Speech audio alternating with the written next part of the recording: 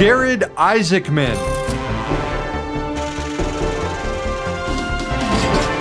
He's the billionaire who's in space right now, which should be all I need to say.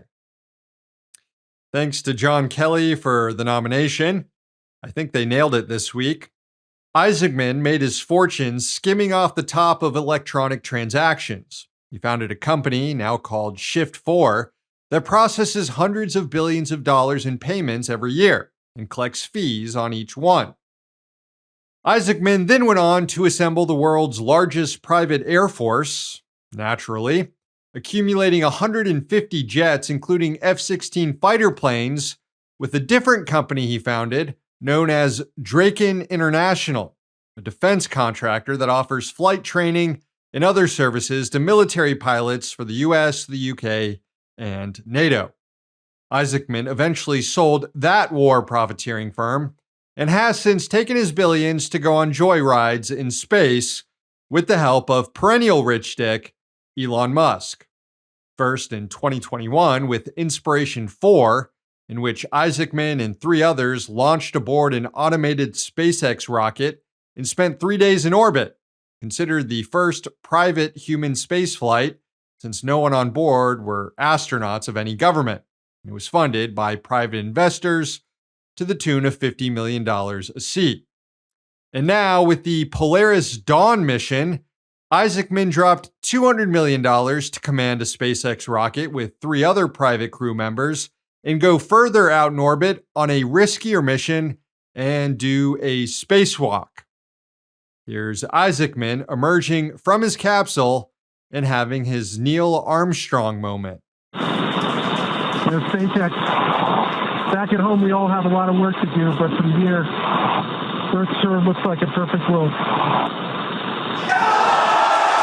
Well, if we have so much work to do on Earth, then what the hell are you doing way up there, dude? Honestly, this is all kind of weak, since humanity has been sending people on spacewalks for over a half century, including doing very complicated work. So who gives a shit if a billionaire awkwardly pokes his head out of a ship for a few minutes? Last month, Isaacman was posting on Twitter, responding to critics of this new era of billionaire spaceflight and how many resources are being wasted on it and the damage it's doing to the environment. Isaacman claimed, quote, "We can explore the cosmos and build children's hospitals. We can advance our species and strive to cure childhood cancer. We can attempt to unlock the mysteries of the universe and improve the climate here at home. Those who see this as a binary choice, where resources must be allocated to one side or the other, are incredibly short-sighted. In fact, by attempting to delay progress, they may actually be making things worse. Look, guys, how the hell are we going to cure cancer if I don't go up in space for a few days? In fact, by denying me this, you actually might be delaying a cure for cancer." Theoretically, Isaacman is right. We can explore the universe and cure cancer, but not with the current distribution of resources that allow billionaires like him to even exist. And also, the best path for exploring the universe right now is through robots, not people. We know what's on the moon. We know what's on Mars. Ain't nothing there for people. Which makes stuff like Isaacman's Polaris Dawn all nonsense. It's also likely in violation of international law.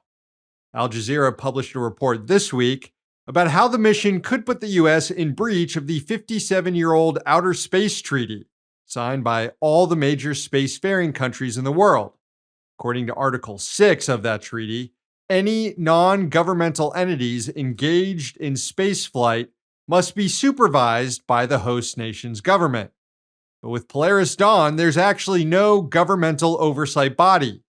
The FAA has jurisdiction over the launch, but once it's in space, the FAA's oversight has been limited by Congress. Both the FAA and NASA confirmed to Al Jazeera that they have no oversight or involvement with Polaris Dawn's spacewalk mission. Quote, "The humans on board sign their informed consent. When they spacewalk, only SpaceX will look after them."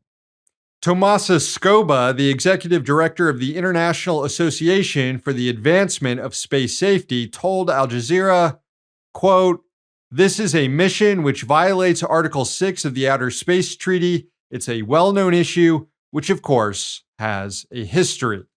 Well, someone needs to inform Mr. Scoba that Isaacman is a billionaire and thus the rules or laws, either domestic or international, don't apply to him. In fact, the only thing that can reach him is the long arm of Means Morning News, because Jared Isaacman is this week's rich dick. Can we just leave him in space?